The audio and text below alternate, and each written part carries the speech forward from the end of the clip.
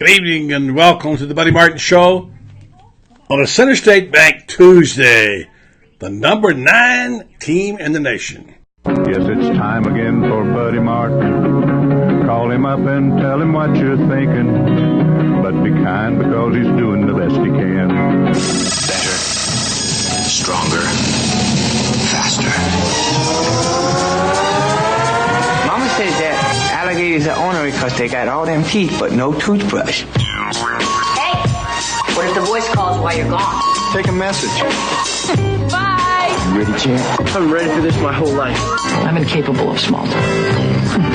But that's why you love me, right? Kind of intimidating to be in the presence of so many great athletes.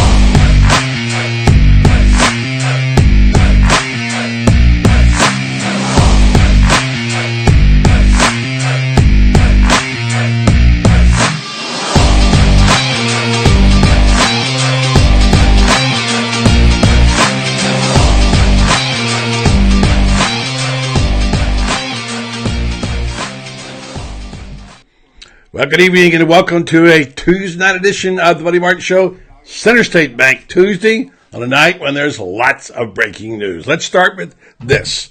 Let's take a moment and remember exactly what it was like not too long ago before these things happened.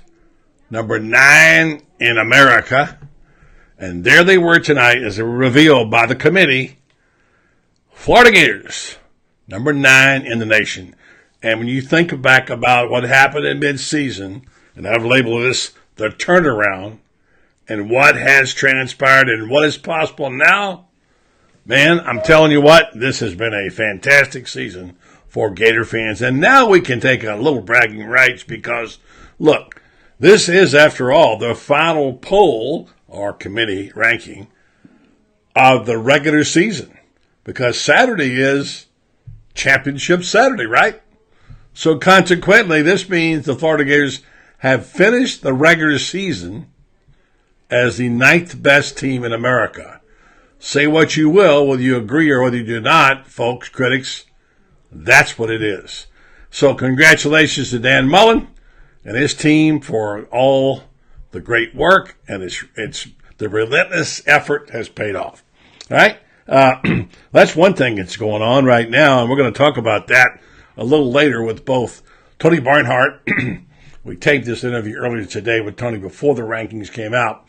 We took a look at the bowl picture and see where we think it's going to happen, and we'll talk a little about UCF, Florida.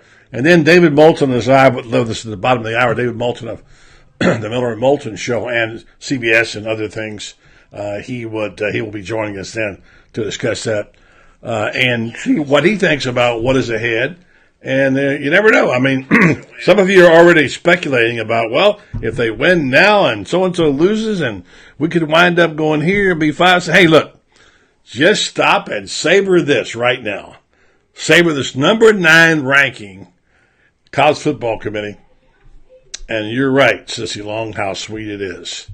Exactly right. So we will get to that interview in just a moment. Other news tonight. Get a basketball team almost at 100. They won over North Florida 98-66. Big night by Noah Locke. Noah Locke, and we'll tell you, he scored 18, and looks like they got their big guns shooting a little bit, making some shots. It's the AAF draft. I'm trying to watch it out of the corner of my eye here, going on right now. I think the Orlando Apollos are picking 7th. And I wrote down the names of the first couple, and if you care, Josh Johnson was a number 1 pick, San Diego. And Mike Martz is the coach there. Then Troy Cook and then Dustin Vaughn. I think Orlando and Steve Spurrier's team picks 7th. So we got a correspondent who will catch up on that a little bit later on. Our good buddy Hunter Thompson, I call him Hunter Turner. I call him Hunter Thompson Turner. He'll be our beat man this year in Orlando, covering the Apollos. And they'll be checking in tonight after the draft, and we'll get him on tomorrow and talk about all that. All right. Good evening and dilly-dilly, all you folks this evening. Joshua and Kyle and Jeffrey and Donald and Ronnie and Becky and Sissy and Jake and Jason. Joe, thanks for tuning in tonight, the program. Also David, Robin, Ramon, Chris, etc. We will take your comments and we will share them online with others. If you got some things to talk about, like Donald wants to make sure you know it's going to be good for recruiting, and I'll say we'll catch up on some recruiting a little bit later on. There's a comment by Sissy earlier. How sweet it is. You're right. How sweet it is.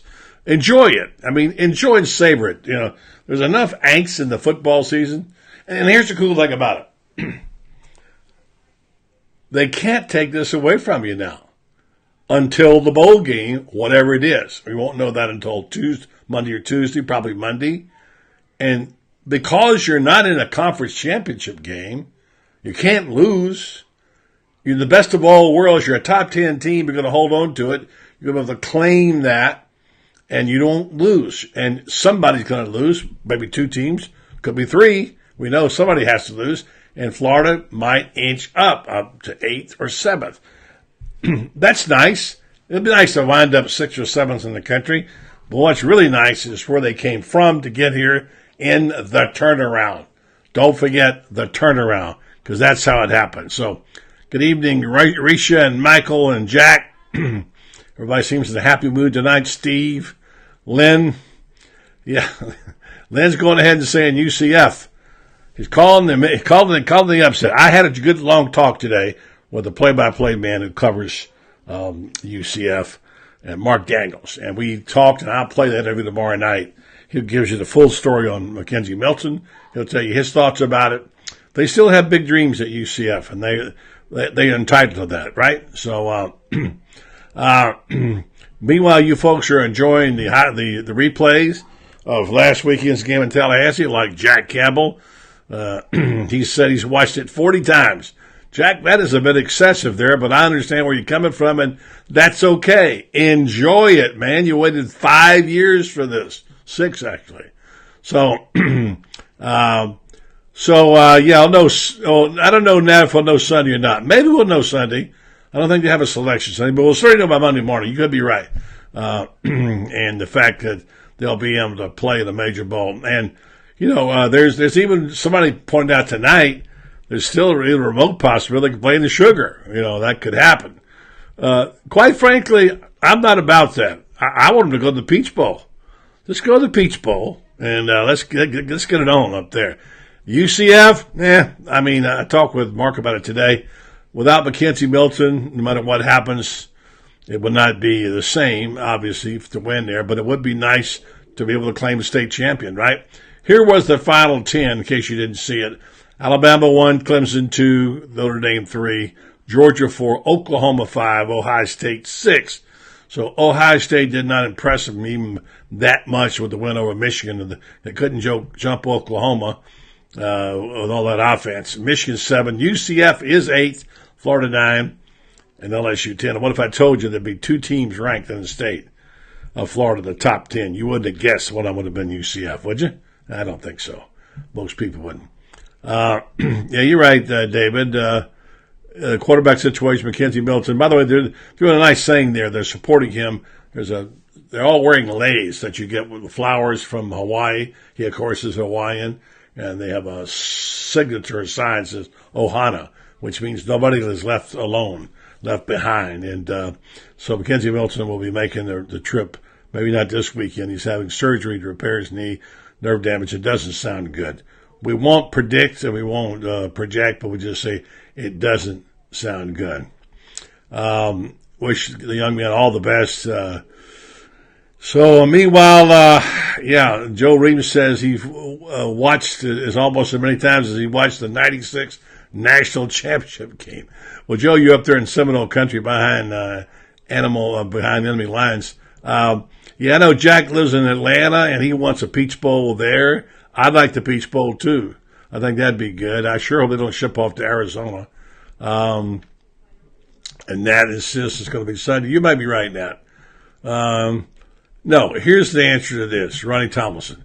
No, there's no chance they can't play. They have to have, after the 4 ranked teams, they had it slotted. You have those 2 games, and then the major year 6, they're all slotted for the winner of the conference championship of the group of 5, for the conference champions. So, and then their highest rated teams. So there's no way Florida drops from 9. Couldn't do that. They can only go up.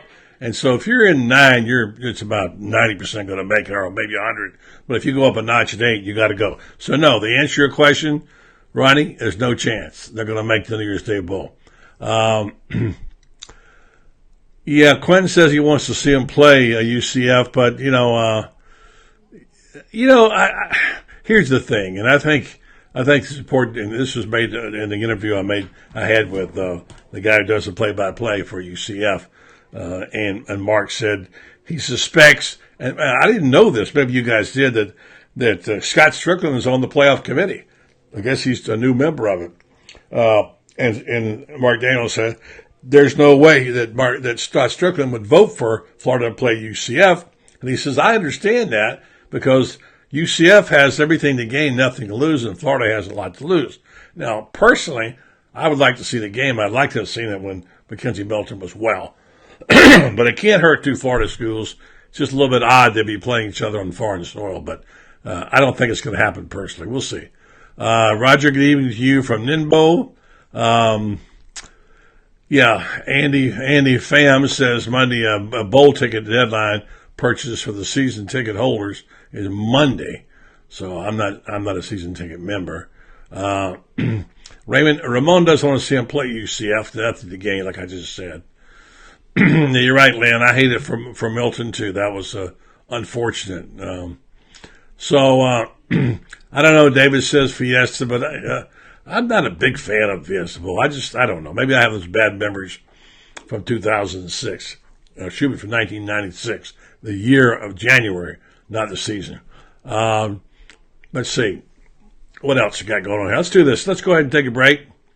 Thanks, Donald. I get a lot of compliments on this hat. More people speak about this hat than any other. And by the way, they don't make it anymore. I checked with our good friend at Tony at All Far Sportswear, and he said this hat is out of production. So yeah, I have to hold on to this one. So I like it too. A lot of people ask about this hat. Be surprised they didn't make more. Yeah, Rebecca, good evening to you, my dear daughter. How are you up in Pennsylvania? We'll stop it right there. We'll come back to this in a minute. And there are your rankings. Number 9 in America, the Florida Gators. How about that? We'll take a little break. We'll tell you about Center State Bank, our good friends at Center State over there. This being a Center State Bank Tuesday. I'll have to take our poll down for the time being. And, of course, this particular bank is more than a bank. That's the thing I like about it. They are an excellent bank, and I do all my banking there, personal and business, but also enjoy the fact that they're invested in the community. It's right there in their slogan, centered on community and customer service, Center State Bank. You speak, we listen. They listen to their customers, and they try to react accordingly. They believe in the core values of being locally market-driven, relationship banking. They have world-class service. They believe in long-term horizons on their finances, and faith in family. So there are 82 locations in 30 Florida counties to serve you. If you want to find out one near you, go to centerstatebank.com and check it out and find out, and go by and say hello. This bank here, this is my bank, top left, located in Ocala at Silver Spring Boulevard. Beautiful building. That upstairs, as I say, is used quite often for community events, special events, weddings, etc. And this is, again, their investment in the community. Center State Bank, go by and see them, located in Ocala at 352-368-6800, located on Silver Springs Boulevard in Ocala. Center State Bank, centered on community and customer service. Job-related accidents create incredible stress on your finances, your relationships, and most importantly, your sense of well-being. When the adjuster is not approving benefits you're entitled to by law, you need Dan Hightower to help you understand all of your legal options. Daniel L. Hightower has been fighting for accident victim justice in Ocala and statewide since 1976. Call Daniel L. Hightower today to better understand all your legal options. 352-629-7777.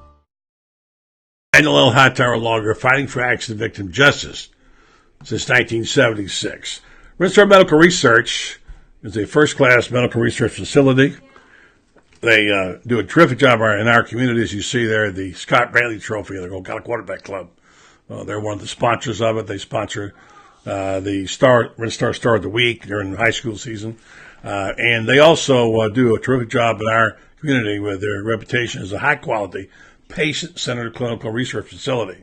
They research things like diseases like Alzheimer's, psoriasis, osteoarthritis, migraine headaches, fibromyalgia, and they take the data and send it off to major pharmaceutical companies and get information, and then they come up with the treatments to these diseases. So they've done clinical research studies, which are regulated by the FDA, over 600 of them, maybe closer to 700. Check them out. Go online at www.rinstar.net, and you can call them in Ocala at 352-629-5800. Just remember, Rinstar Medical Research, seeking tomorrow's answers to the health questions of today. Okay, we had a chance to catch up today with Mr. College Football, and we talked about everything, including the upcoming weekend, championship season, the championship Saturday, and the bowls, et cetera, et cetera. And here's what Tony had to say. And out to the Red Star Split Screen Hotline and talk to our friend. First of all, let's say holiday greetings to the mighty Sloan's grandfather, and then, of course, Mr. College Football, my friend Tony Barnhart. Tony, happy Thanksgiving belated, and happy holidays, and happy playoff week, championship week. And to you as well, my friend. It's just hard to believe that we're here, but yeah, we got an interesting weekend coming up on Championship Saturday, and I'm looking forward to it. So many things to ask you about. I caught you on the when you subbed for Paul there for 2 hours on kind of a sad day when we got the news about the death of Tammy, and you did a very graceful job as always on that. And we, of course, R.I.P. to Tammy and her family, and she was the super fan for the Auburn Tigers. So all the best to her. Tony, let's talk about. I know we got a limited time, but I got a lot of things to ask you about. All right. First of all, in your life, as Vern would say, have you ever seen anything like LSU Texas A&M? No. I remember watching that 7 overtime game between Ole Miss and Arkansas, but that thing wasn't nearly as intense. I mean, buddy, every single overtime in that game was entertaining, intense. I mean, every play meant something. I'm sitting there watching. I'm at home. I stayed at home this weekend to take notes, and my wife is going, "What is going on here?" And I'm explaining to her what the whole thing's been like. But no, I've never seen anything like LSU Texas A&M. And she says, "What are you doing up that late?" It's past your bedtime. It's 12:40. Way past my bedtime, dude. Yeah, I couldn't put it down either. And I was, if you had to pick one thing that stuck out in your mind, and I'll give you mine, because you take away, there's so many unbelievable plays, there's Rodgers, all the things that happened, but one thing you take away from that game, good, bad, or indifferent, what would it be? It was the play of Kellen Mond. Kellen Mond was a quarterback that I didn't think was going to win the starting job. But then you talk to Jimbo Fisher and his folks and say, look, there's some problems with him, but he is so athletic. He's got a much better arm than you think. He's going to be a really good quarterback. And the throws that he made, particularly in the last overtime, the touchdown and then the bullet for the 2-point conversion, were just great throws. That kid has come so far in just one season. And you know what? Under Jimbo Fisher, you kind of thought he would. I was going to say, it's why he's the quarterback whisperer. Speaking of which, let's shift right over to a guy who's done pretty well with what is considered to be a mediocre quarterback who was under a lot of criticism.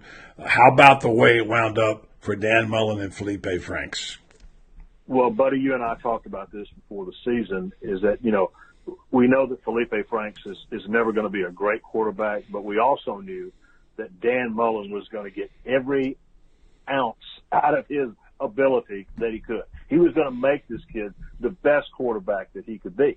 And that's what was encouraging. And so I thought he played really well. I thought it was a good finish for the Gators to take care of business like that. And like in any season, you'll go back and, well, wish we'd have done this, wish we'd have done that. All I know is they're 9-3, going to go to a nice bowl, and got something to build on.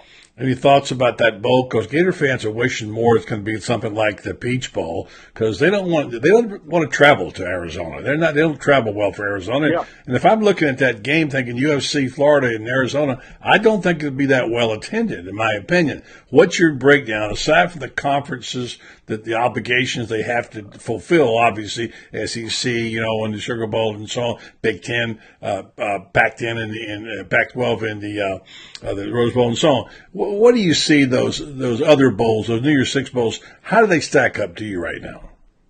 Well, I think Florida's going to end up in the Peach Bowl when all is said and done. They won the head-to-head with LSU.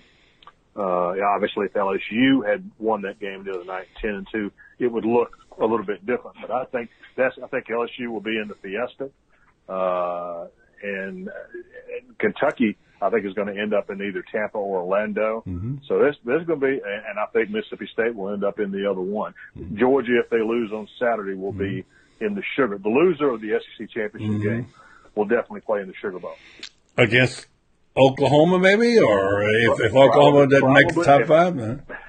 If Oklahoma does not get in, then they will absolutely play Oklahoma. What about a Georgia-Oklahoma rematch? Wow! After the last one, that one was very entertaining. I don't want any part of the Oklahoma offense. I don't want to be. If I'm a defensive coordinator, get me out of here. I'm Kirby. You got to be out of your mind. Don't play Oklahoma. It was bad enough the last time. Let's talk about those rankings. I mean, the way I see it right now, and we can't tell till Saturday because we saw last weekend, Tony, anything can happen in this game of college football. And I got Alabama, Clemson, Notre Dame, and then either Oklahoma or Ohio State, or the loser, maybe the loser of the Alabama-Georgia game. What do you got? I think what I've got right now, I think the committee's going to go Alabama, Clemson, Notre Dame, Georgia.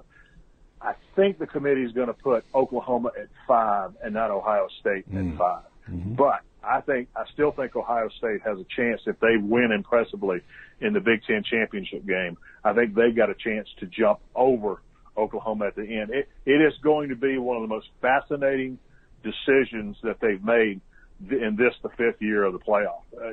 Oklahoma, Ohio State, and the way that Ohio State played so well at the end the other day against Michigan, it's going to be incredible to watch. It is. I want to mention one thing about that 7 overtime game, and that is the word fatigue. I can never get too much of football. Honestly, Tony, I couldn't keep up with it. It was like a video game in cleats. I got the wrong team winning at the end. I checked my score. Oh, I got the wrong team winning. I couldn't keep up. I heard Jimbo Fisher say he didn't know what overtime period it was. He lost track of it. It's crazy. And then the other thing was a lot of criticism on officials. I'm not a big critic of officials because I believe in the theory that don't leave it to the officials when it's yourself. But there's a lot of complaints. What are you hearing about that? Well, the LSU people are absolutely infuriated. They saw it the way they saw it. Every single call went against them at the end. The only call to me they were all judgment calls. The only concern I had was the spiking of the ball at the end of the game, and the fact they put a second back on the clock. As I understand the rules, you got to have at least 3 seconds on the clock to execute the snap. It's kind of like basketball. In basketball, buddy, you got to have 0.7 of a second to catch it. Right. In football, they tell you you've got to have 3 seconds on the clock to take a snap and spike and still have a second left. Yeah. Well, the clock showed there was only about a second and a half when the snap was taken, and they put a second back on the clock. Mm-hmm. I have not talked to the SEC about that. I think that might have been a misapplied rule. I have got to check that out. Mm-hmm. All right. And then the final thing, and we don't have time for this other debate about the downside of rivalry week and all the bad things that do happen, which is good and bad. We'll discuss that next time we talk. But let's talk about coaching changes and some of their outlandish things we see. I call this, Coach Spurrier used to call it the talking season. Remember with SEC Media Days? I call this the fibbing season. The fibbing season is he's going to get fired. He's not coming back. He's going to decommit. This guy's got that job, posturing and all that stuff. So we have to be careful. We have to have a filter here to be able to sort this out. The last thing I heard about Auburn, and I agree with Ralph Russo, what are you talking about, Auburn? What is going on here? I think that it's a lot more smoke.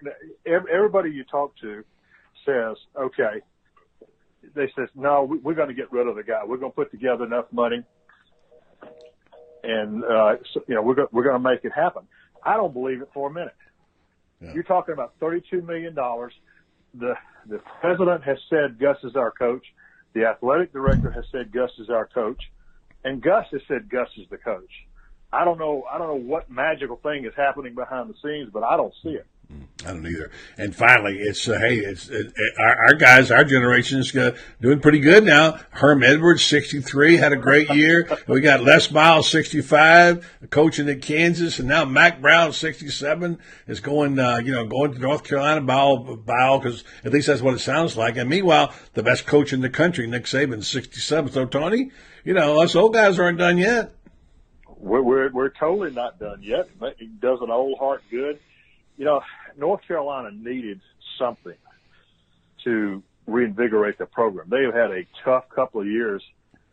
Larry Fedora was a division champion a couple 3 years ago, but things have not gone well.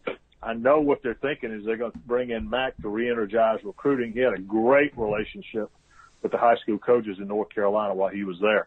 So that will be an interesting situation to watch. All right, Tony, tell them where you can read all your good stuff these days, Mr. College Football. Well, we are excited, buddy. I think I've got some breaking news here for you. Oh, good. We love breaking news. The TMG College Sports, the website that I'm in business with three of my old newspaper buddies. Wait, Tony, let me interrupt you. Say the most authoritative website in college football. Okay, pitch it a little bit. Come on.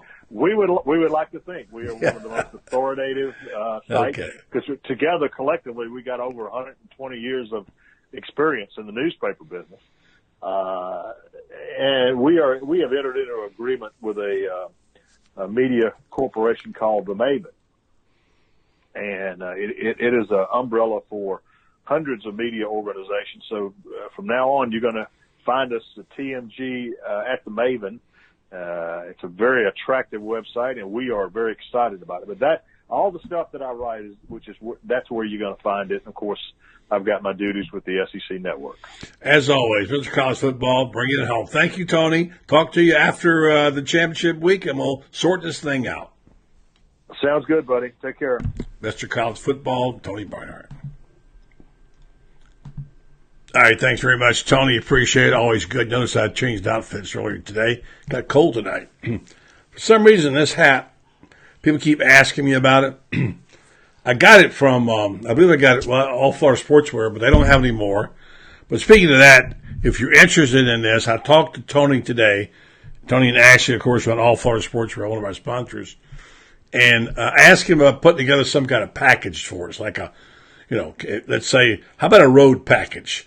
How about a special price on some shirts, maybe even a BOGO shirt thing with some of the beautiful shirts we got from before, the Circle G and K, maybe something, maybe a flag, maybe this for your car going to Atlanta or wherever you're going, or maybe this tag, which I keep getting requests for, put on your car. So if you're interested in that, PM me, and I'm going to ask Tony to put together a rather inexpensive special deal for Christmas where you can spend a few bucks and get a package of 3 or 4 things and get them together and get a bowl package. And I'm getting a couple of questions about people about doing tailgate parties. I don't know I'm not in charge of that, but you guys who are, and that would be your group. If you plan to go to Atlanta or do a party, talk about it among yourselves. We'll know after Sunday and begin thinking. But definitely I'll have Tony put together some kind of special for G&K people who want to road pack and to be a great Christmas present.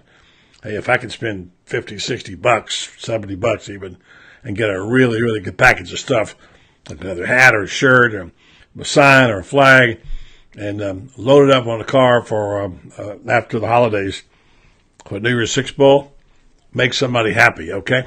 More on that later. Let's take a break right now. Matter of fact, let's just go talk about Tony for a second and talk about All Florida Sportswear. Talk to him today. All right, Tony, where are you hiding out of me, buddy?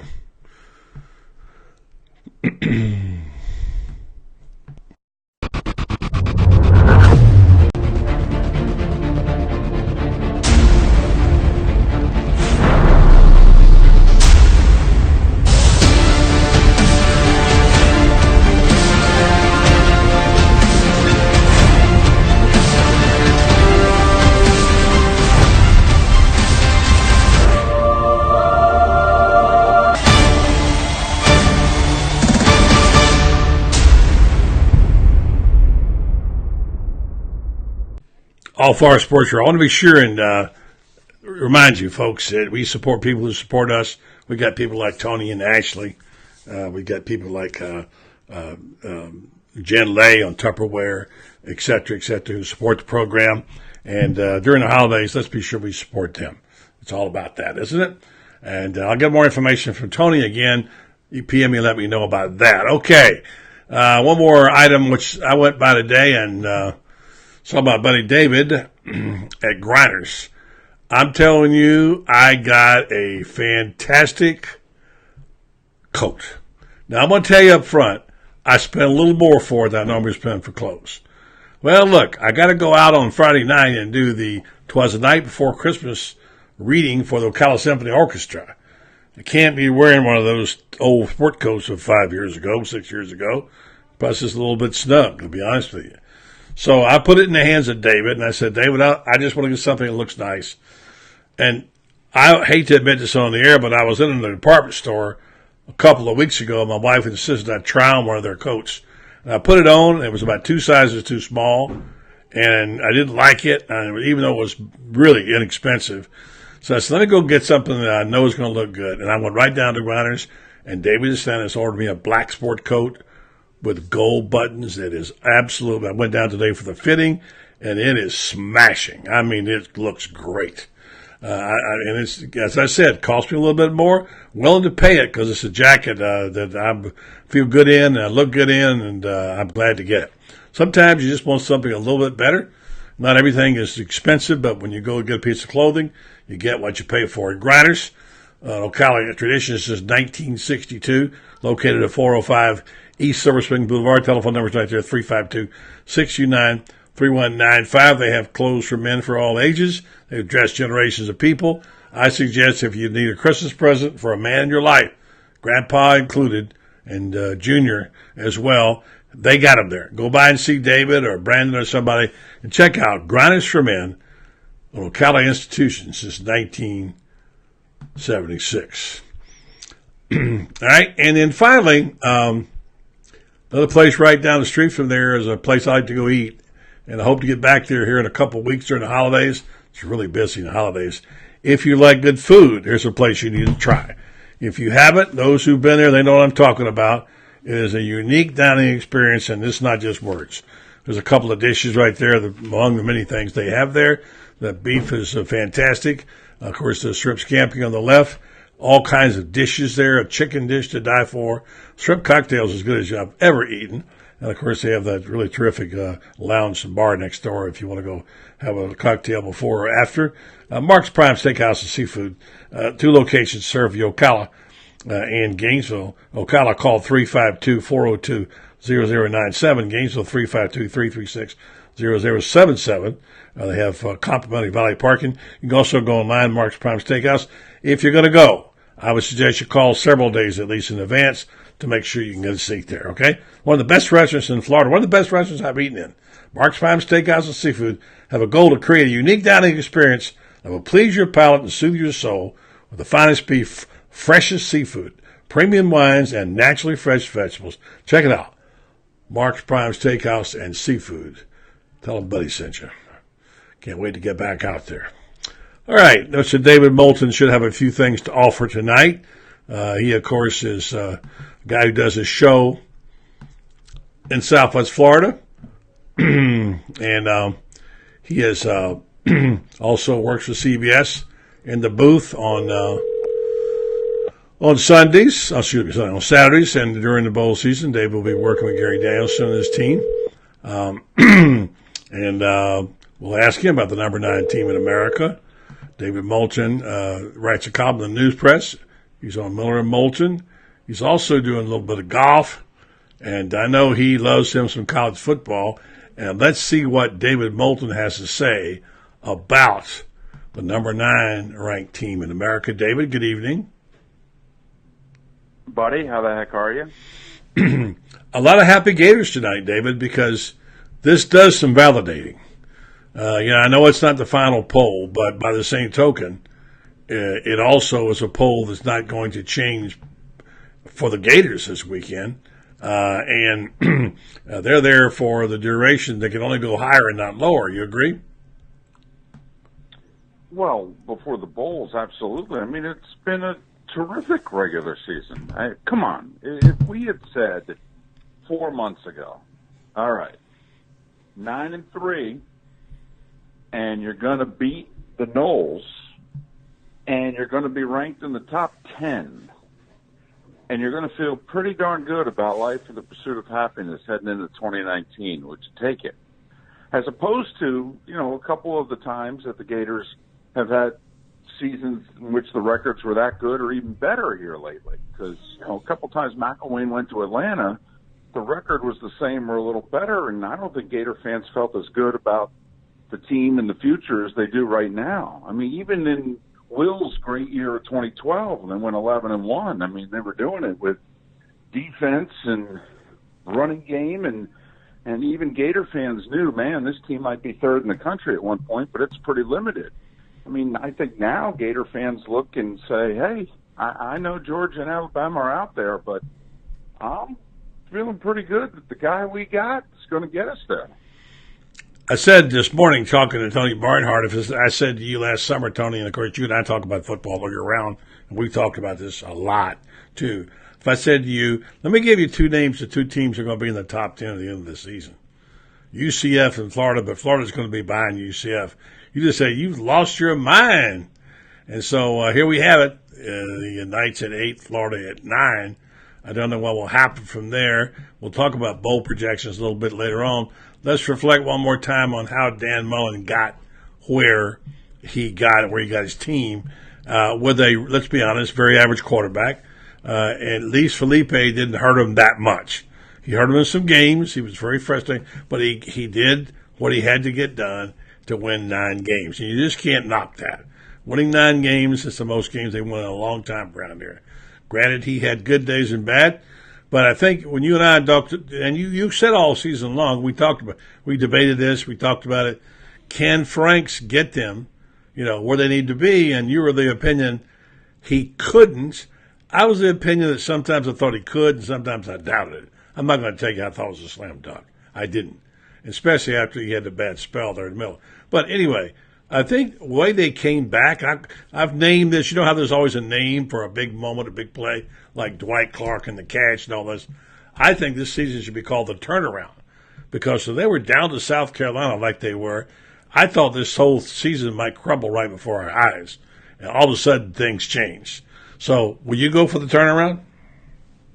Well, there's no doubt that all the progress that had been made in the first 2 months of the season, and then you throw Georgia and Missouri, and there you are losing to South Carolina, and you're thinking, oh my goodness, we're going to end up 7-5, and oh man, we're just, who are we? Where are we? And instead, this team showed heart, showed guts, and Dan can coach. I mean, buddy, I'm not a fan of the quarterback, but you've been a big fan of Moulton the whole time. You said that right off the bat. You liked him as your number one pick. I get it. You did. I'll give you credit. Yeah, and I think he showed. I mean, when he went into Starkville, and Mississippi State's a better team than Florida this year. They are. And if they play that game 10 times, Mississippi State's going to win at least 7. And Dan went in there and with not much, to be honest with you. They didn't even do much. They had like one drive in the game. And he went in there, and between him and his defensive coordinator and an ornery as hell defense, they came out of there with a W. And at that moment, I think Gator fans realized, all right, we got the right guy. Because we just won a game that we probably had no business winning. Mm-hmm. And we haven't done that a whole heck of a lot here lately, and that's coaching. And so now it's just a matter of getting the players. And the win over Florida State, I think, is going to go a long way on the recruiting trail. And, listen, they got some catching up to do. There's no doubt about it. But I think they are in prime position to put the others in the East in their rearview mirror, if you know what I mean. Where I think going forward, the Gators are just going to be looking forward. There's no more looking sideways and looking back. Yeah, well said.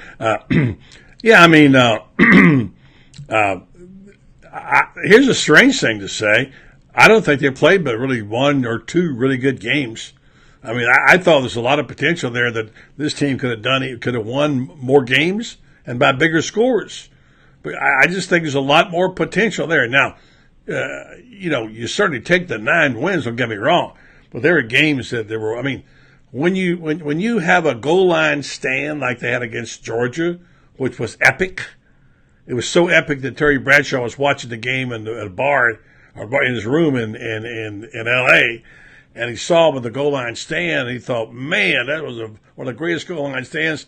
And then when they didn't, they turned it over down there. Felipe turned it over.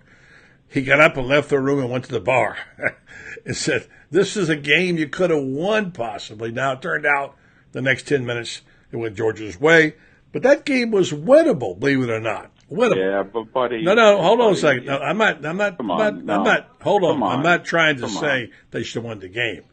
I'm not saying that. I'm just saying when you're in the game like that, a team like this against the number 4 team in the nation, and you got a chance, you got a puncher's chance with 10 minutes to go, that's a good thing, man. That's a good thing. Oh, there's no doubt. But they were in that spot, though, because defensively they got good quickly. Again, it wasn't a rebuilding year on defense. It was just a retooling year. It took them a couple of weeks in September, but then they got their, they got 2 key guys back, and from the moment they got them back, they were the way that the Gators normally play defense. But they're still limited on offense. They are. They need a quarterback. If you're going to compete at the level that the Gators need to compete at, either Felipe has got to take a couple of big jumps, or they got to go find somebody who can do it. I don't think you can ask more. Realistically, objectively, I don't think you could have asked more than what this team produced in this regular season. Yeah, there's 1 or 2 that you thought, man, I could have won that. There's also 1 or 2 in which you could have lost. I think you're where they deserved to be. They earned this, and they should be proud of themselves. Yeah, and I agree with you. I don't think still have a lot of work to do, but they should be proud of what they've done. No, I absolutely, and I think they are, and they should be, and I say so too. I'm not saying they shouldn't. I said the funny thing about it was they had a terrific year with almost everything you could ask for, but I had those moments in games where I thought, and that wasn't necessarily one of them, where I thought this team could have played better. And I mean, because they coached them up, did a fantastic job. They had a chance. The Missouri game was a stinker. That's the one that was just thrown out. Anyway, back to a couple things. Your reader, David Kowalczyk from down there, reads your column, says he likes, instead of the turnaround, he likes the journey for the year. So he says, one of your readers down there.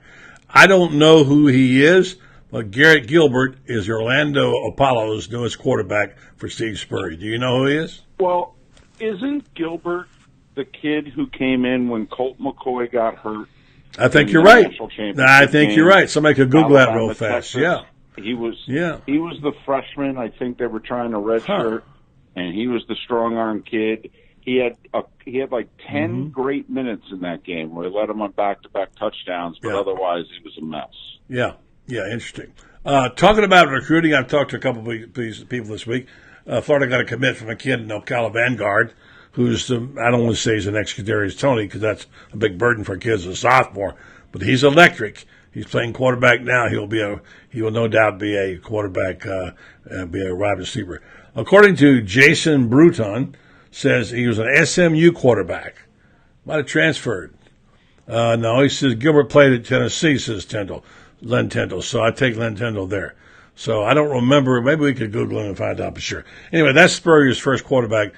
He's going to have his hands full. Didn't he also tonight? Didn't they grab a former Hurricane quarterback? I've been trying to watch it, but I don't have someone will post it on here in a minute and tell us who else Orlando got. Any interest your way? Texas, he says. Oh, okay, yeah. You're right. Len Tyndall says UT. I thought he meant Tennessee. He's Texas. You're right. He is the guy. That is Garrett. Okay, now we'll get that straight down. Yeah, any interest down your way in the Apollos? No. Now, I'm very interested in it, and I love the idea of this league. I think it's going to work. I think eventually the NFL's going to grab it, kind of like the way the NBA grabbed the CBA and turned it into their G League. But no, I think this is going to stick. I'm very interested in it, and I'll be following it. And right now, apparently, I'm the only person in my neck of the woods who's well, but you have a microphone, so it makes a difference. Well, yeah, people have to put up with me talking about it. There you go. Hey, listen, let's talk a little bit about recruiting. I know you don't follow it real close. I don't either. But talking to people the last couple of days, I mentioned the kid from Vanguard. I know you know about, obviously, about Emory and Emory Jones and the future there. And now Jalen Jones. I don't know what you know about him. I've watched film on him a little bit. Who's a prototypical quarterback. He looks reminds me a lot of Emory Jones. And now this kid coming out of Rucker is another one of that same mold. So he's looking for speed. He wants somebody who obviously can run and throw a little bit. And these guys have speed. And that's one thing. Actually, for a big man, Felipe ran pretty good. He's pretty fast for a big guy. But imagine if you had that little scoots in that position and what your offense might do that could make things. They wound up with over 5,000 yards, by the way. And they averaged 35 points a game, I believe it was. I forget the yardage, but it was significant. So they did what they said they were going to do. They fixed the offense. For the most part. Yeah, no, I understand. The numbers are so skewed nowadays, buddy, because everybody's gaining seemingly 400 yards in a game and is scoring in the mid-20s. Correct. Least. So,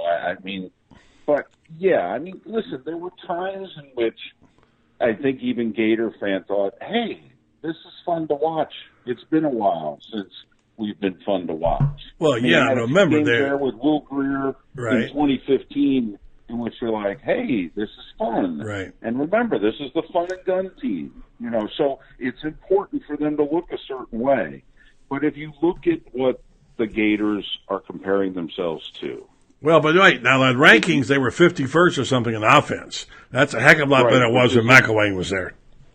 Well, and Muschamp. I mean, Florida's been living between 90 and 110 in the country. Right. So to move to 50 is tremendous. Yeah, right. I mean, but they need to next year also take damn near as significant a jump. They got to move to the top 25 offensively and think about what they're competing against. Yeah. Alabama and Georgia are each going to come back with a great quarterback. And in Alabama's case, they're going to come back with 4 NFL wide receivers, and Georgia's going to come back with 3. So, it's still going to be hard to catch up. It's still going to take a little bit of time to catch up, but man, they I don't think that they could have accomplished more this year. I got to be honest, buddy. You were the glass half full guy. I was the glass half empty guy. And as much as I love Dan Mullen, I didn't think the Gators would have this type of year. I thought it'd be much closer to. In fact, I even think I said one time, if the options are 9-3 or 7-5, I'll take 7-5. I thought you did. They were going to go 8-4. Mm-hmm. I thought 8-4 was going to be the number. But right. You said which way would it go, and I said there's a better chance of going south than north. Yeah, well, it certainly was an up-and-down season, but a good one as it turned out. Let's talk a little bit about the bowl season we got coming up here, about the matchups. We'll know more about it on Sunday. We know, of course, once the championship games are over. Mm-hmm. Well, do you want to play UCF? I don't. Do Gator fans? No, I don't think. I think probably it's split 50-50. I don't, because I think no matter what you do there, you beat them. They don't have Mackenzie Moulton, you know. I root for the state of Florida. I want all teams, except maybe one, to do well in the state of Florida. And I think it's good for the state. And I think that UCF is a good thing. And I think they deserve all the credit they get. And I would like to see them play someday. I'm not sure I want to see them play right now. Interesting. I'd like to see them play.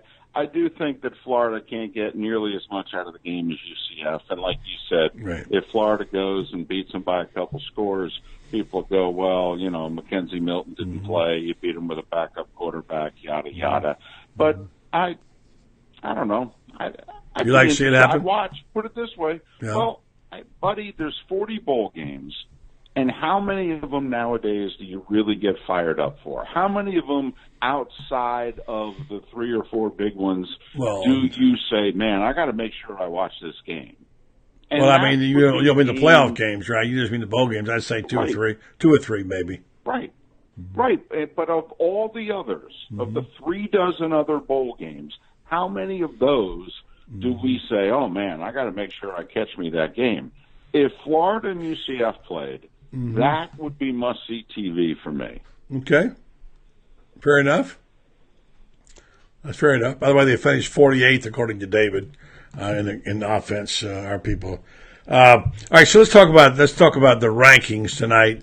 I don't think you had probably care much about it right now because it's what we expected. Can Ohio State leave Oklahoma? Looks like Oklahoma now, unless they lay an egg, they should be able to maintain that position and will maybe move ahead of Georgia. It might not. You think they will?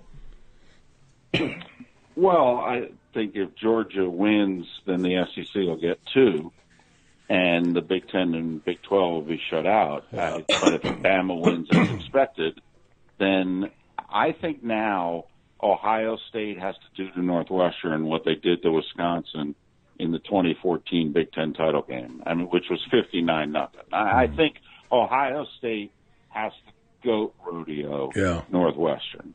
And if they do... Did you say goat rodeo? Did you say goat rodeo, David? I did goat rodeo. You don't really know anything about goats, David, so don't be talking about things you don't know. It's just an expression. I know, but it's also an animal. But, they do have those at rodeos. But I think Ohio State is won by about 5 touchdowns. Yeah, okay. All right, so are you... Go ahead. And anything short of that, I don't think they can leapfrog Oklahoma. But if they do put forth a performance like that, they may get the committee to just sit there and go, okay, who do we think's better, Buckeyes or Sooners? And since Oklahoma's won 4 consecutive games, giving up 40 or more points, I do think people may look to pick Oklahoma apart. And I believe, even though it shouldn't, that sometimes TV ratings can enter into the equation. Oh, no doubt about it. And you can argue that Ohio State is actually the biggest TV draw in the sport. Yeah. Some would say Bama. Notre Dame, maybe. Yeah. But if you look in the last 5 years, I could make the case Ohio State's as big a TV draw as anybody else, and they're definitely bigger than Oklahoma. Yeah, good point. All right, so now how do you see the bowl shaping up?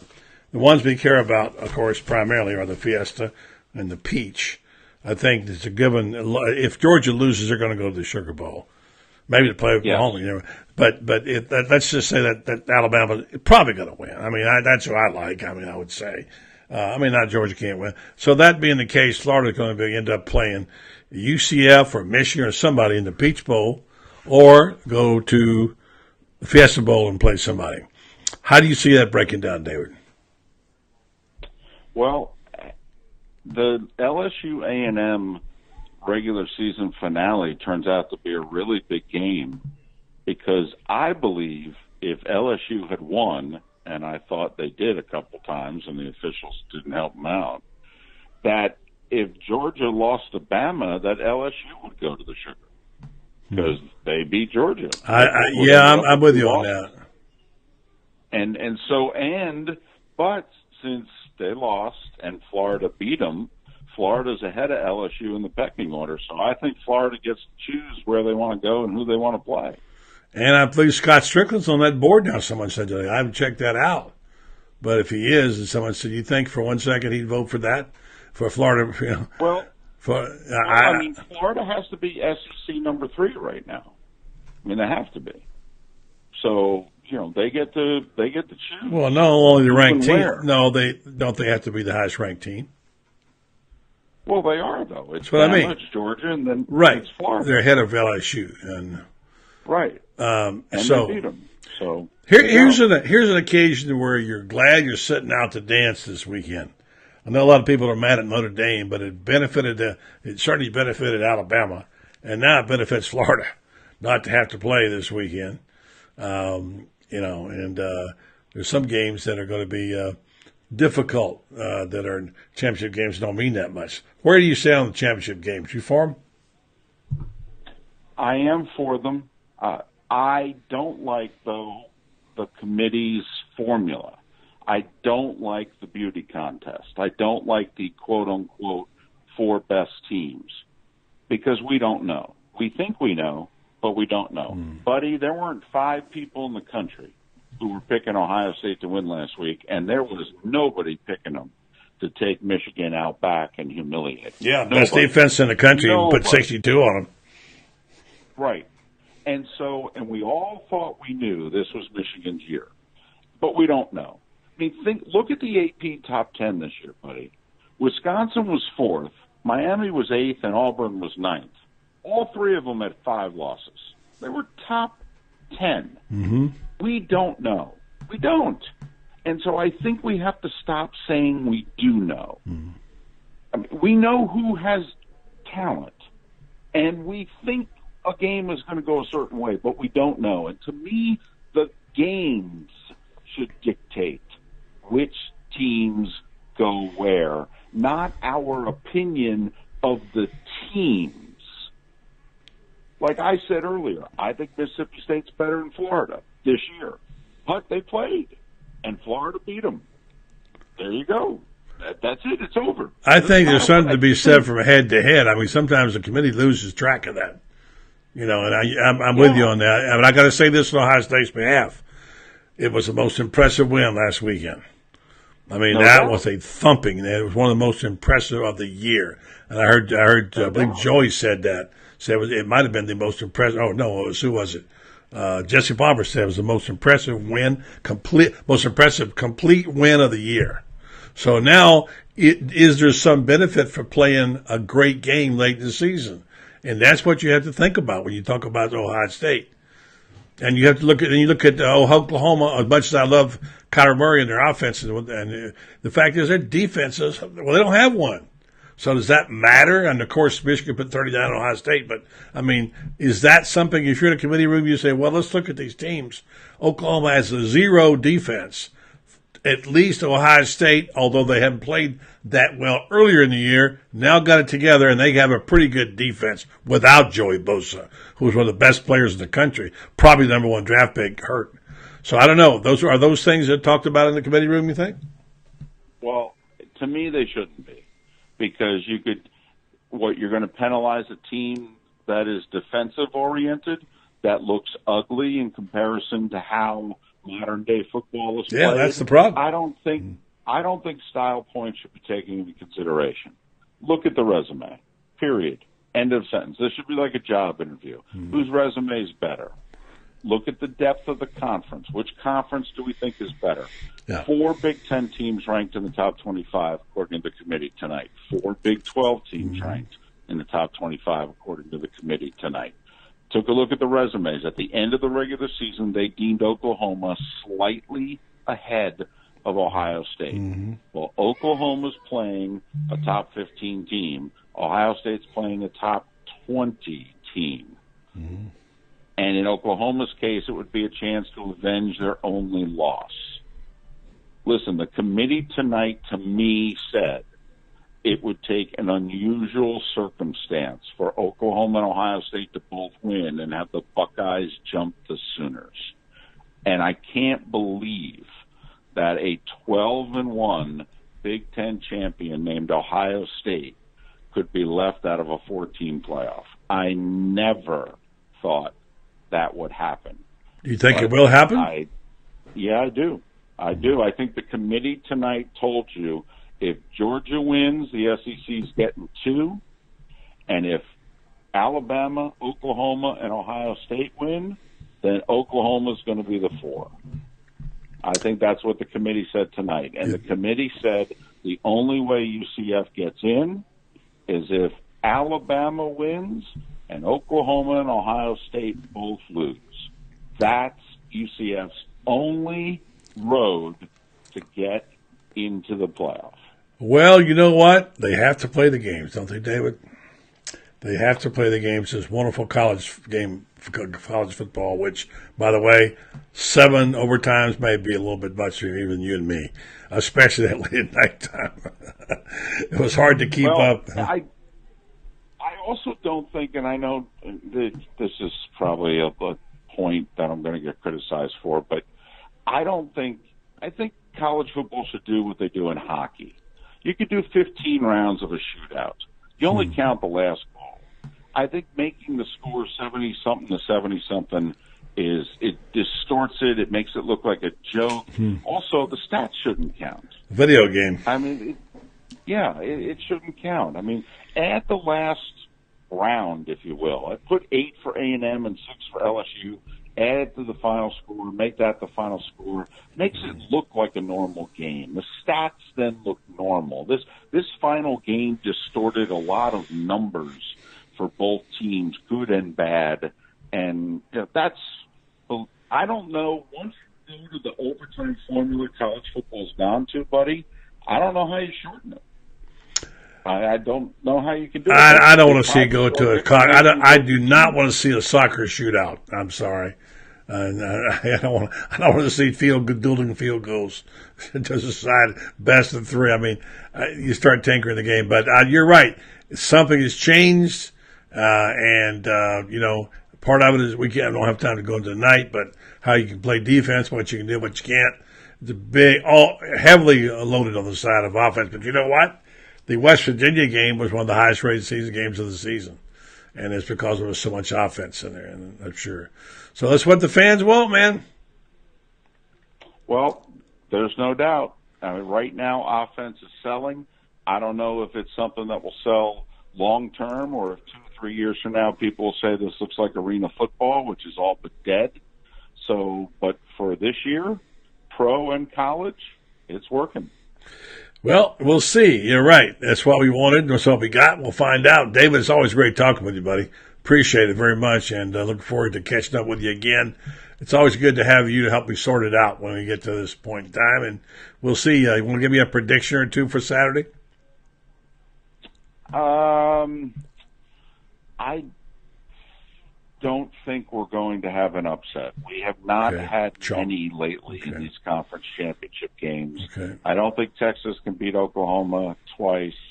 Believe it or not, the team I'm most worried about is UCF. I really am.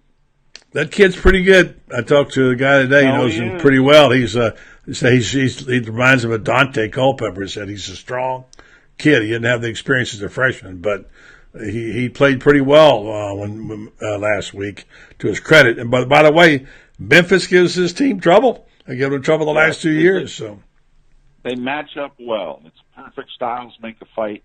They match up very well for UCF. I'll say this, buddy. Georgia gives Alabama the best game of the year. It's a game in the fourth quarter, which it has not been all year for Alabama. It's barely been a game middle of third quarter for Alabama this year. So you're taking Georgia in the points, huh? Is that what you're doing? Yeah, I think Georgia can get into the 24, 27-point range. I really do. But I think ultimately I'll go 35-24 Bama. Okay. I like a little bit more than that. I think Bama covers. But okay. I haven't thought about it a lot, but now that you bring it up, just got a feeling. I'm still not sold on Georgia. They're a beatable team, and I think they got better. Fromm has played a lot better. Their offensive line's gotten better. We'll see. Kirby is not Nick Saban. He's just not. He's a good coach. Well, I'll say this. I don't know if you've taken a look at that championship game from a year ago at all since it was played, but Kirby basically lost his nerve in the fourth quarter. Fromm was playing pretty well for three quarters, and he took the ball out of his hands in the fourth quarter.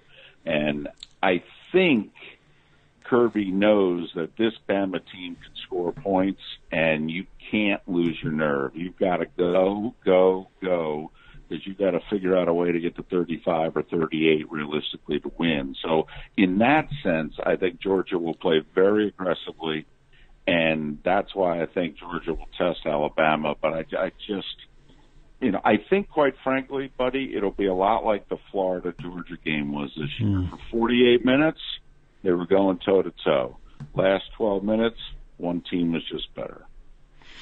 Well, here we are. We had it all season long. We've got the regular season over. They're into the playoffs, championship Saturday, then on to the postseason. David, I hope it's been part of that with you. Thank you for your time. The great David Moulton. He's at the David Moulton. Thank you, buddy. You bet. Anytime, buddy. All right. David Moulton. So bringing it, as he always does, on the program. Well, we went a little overtime tonight. We hope you enjoyed the evening. Covered about as much as we could on a night like this. I still don't know who all that got drafted in the AAF, and I'll be honest with you, I don't really care too much about that. I want to know what Spurrier's got for his players. I'll find out. We'll follow that some here on the program. Probably staff a game or two, but Hunter Turner will be staffing for us. I want to remind you folks again that check out All Florida Sportswear. They got some specials coming up. I want to remind you that if you have an interest in any kind of thing, Christmas packages, bolt packages, please PM me, let me know. And I'll see to it that we get some kind of package online for you to be able to say, hey, I'm going to bowl. I want to have some things to take with me. I want to get some Christmas presents, whatever. And we'll do it, and we'll get a good price on it. And so Tony will take good care of us. We'll work on that, all right? And otherwise, tomorrow night, we've got Edgar Thompson on the program. I've got Mark Daniels on UCF tomorrow night as well. So thank you to Tony Barnhart. Thank you to David Moulton. And thank all of you for listening and watching tonight on the Buddy Martin Show. Good night, everybody.